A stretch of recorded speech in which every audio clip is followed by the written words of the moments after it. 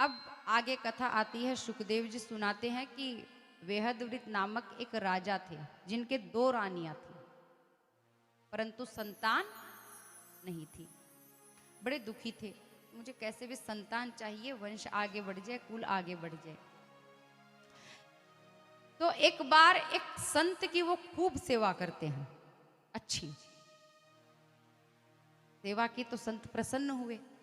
प्रसन्न होकर उन्होंने एक सेब जो है वो राजा को दे दी और राजा को कहते हैं कि ये सेब तुम्हारी अगर पत्नी खा लेगी तो वो गर्भवती होगी और उसे बड़ा ही तेजस्वी पुत्र मिलेगा। बोले ठीक है। यहां संत को लगा कि राजा के एक ही पत्नी है, इसीलिए एक ही फल दिया। और राजा को लगा कि महाराज जी को पता है कि मेरे 2 रानियां हैं, तो एक में से आधी आधी कर कर दोनों को खिलाना है। अब सेब के 2 टुकड़े किए, आधी लिया एक रानी ने, आधा लिया दूसरी रानी ने। दोनों गर्भवती हुई। भैया गर्भवती हुई और जब जन्म का समय आया, पुत्र तो हुए परंतु आधे आधे।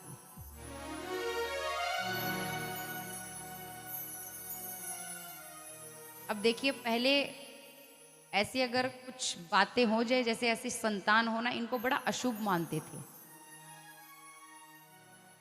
और वैसे भी मरा हुआ बच्चा है, जीव है नहीं, जीवन ही नहीं है उसके शरीर में। तो राजा जंगल में उसके टुकड़ों को एक तो एक दिशा में फेंकते हैं और एक उल्टी दिशा में, मतलब दूसरी दिशा में दोनों टुकड़े फेंक देते हैं। अब जंगल में ही जरा नाम की एक राक्षसी थी, उसको वो दोनों टुकड़े मिले और दोनों को जोड़कर उनमें प्राण दे रही है। जी जी बोलकर। क्या बोलकर? जी जी। जी मतलब प्राण। बच्चे के टुकड़े जुड़ते हैं, जैसे ही जुड़े उसमें प्राण आ गए। ये उस फल का प्रताप है जो संत ने दिया था। अब जरासंध जो दैत्य है वो दान करते हैं पर पाप भी करते हैं, तो लेवल भैया बराबर है, तराजू के पलड़े बराबर है। यहां पाप कर रहे हैं तो यहां दान कर रहे हैं। युधिष्ठिर अब सोचते हैं कि मगध नरेश जरासंध जो है आज तक किसी से हारा नहीं, हमेशा जीता है। तो कृष्ण भगवान एक लीला करते हैं। भगवान भीम और अर्जुन ये तीनों ब्राह्मण का वेश धारण करते हैं। अब जरासंध का कार्य था दान। मैंने बताया ना, दान करता है तो पाप जो है और दान जो है वो लेवल में आ गए, बराबर है। तो तराजू का जो पलड़े है वो बराबर है।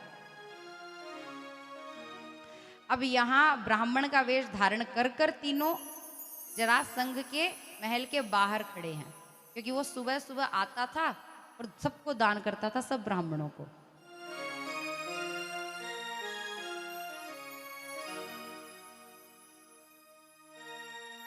अब जब भगवान के पास आया तो भगवान ने हाथ आगे नहीं किए। जरासंध बोला लीजिए, बोले नहीं हमें फल नहीं चाहिए।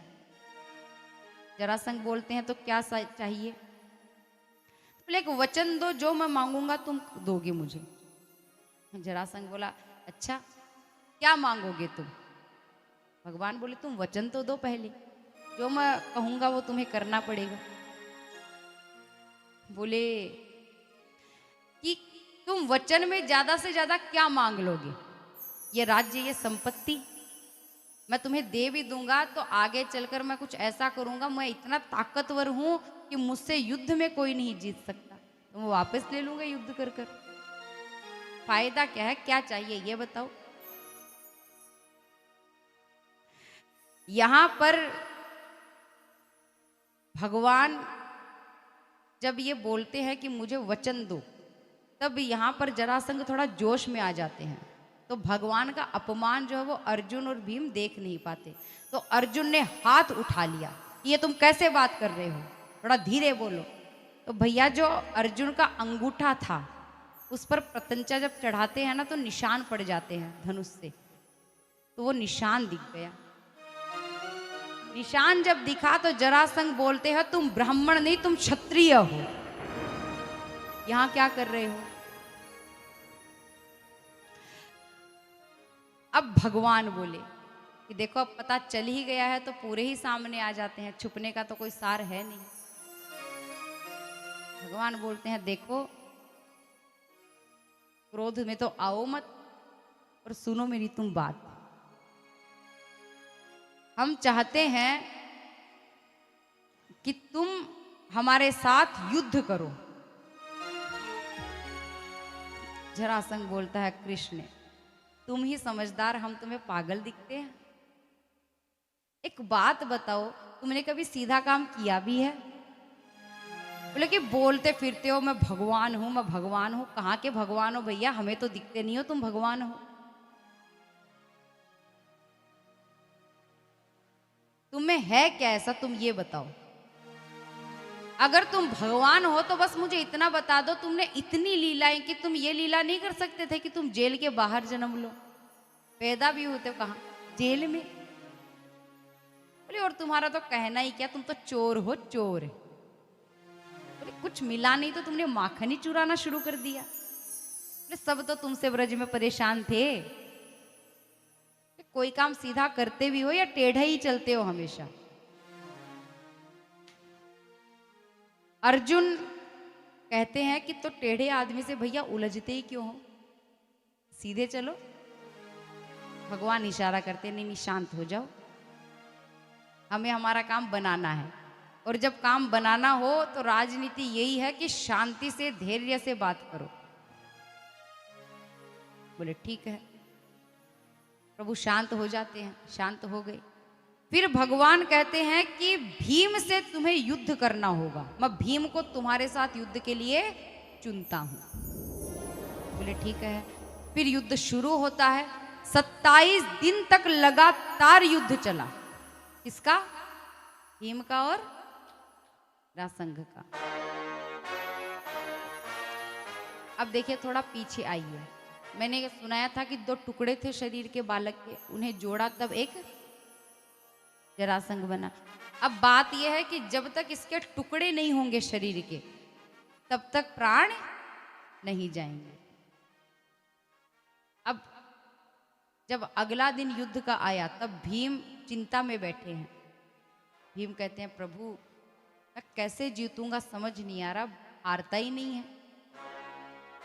भगवान कहते हैं चिंता मत करो, उन 27 दिनों में उसके जो पुण्य का घड़ा था वो तो हुआ है खाली और पाप का घड़ा भर गया। अब उसका अंत निश्चित है। समय आने पर ही सबका अंत होता है, ना तो समय के पहले ना समय के बाद। तो भगवान बोलते हैं अब समय आ चुका है। देखो युद्ध हो तब तुम बार बार मेरी तरफ देखना, मैं कुछ इशारे करूंगा तब तुम वो कार्य करना। बोले ठीक है। फिर से युद्ध हुआ। भगवान की तरफ जैसे ही देखते हैं भीम, भगवान एक तिनका लेते हैं और उसके 2 टुकड़े कर कर फेंक देते हैं नीचे। भीम इशारा समझ गए, नीचे से पैर पकड़े और बीच में से शरीर को फाड़कर पटक दिया, परंतु शरीर फिर से खड़े हो गए और जुड़ गए। अब भगवान फिर से भीम की ओर देखते हैं, फिर से एक तिनका लेते हैं, तिनके के 2 टुकड़े करते हैं और उलट दिशाओं में उन तिनके के टुकड़ों को फेंकते हैं। अब जरासंध का अंत निश्चित है। भीम समझ गए क्या कहना चाह रहे हैं। दोनों पैरों को पकड़कर खींचा, चीर कर 2 टुकड़े किए और एक टुकड़े को एक दिशा में फेंका और दूसरी को उल्टी दिशा में। इस प्रकार जरासंध का भगवान ने उद्धार करवाया। बोले कृष्ण कन्हैया लाल की जय हो।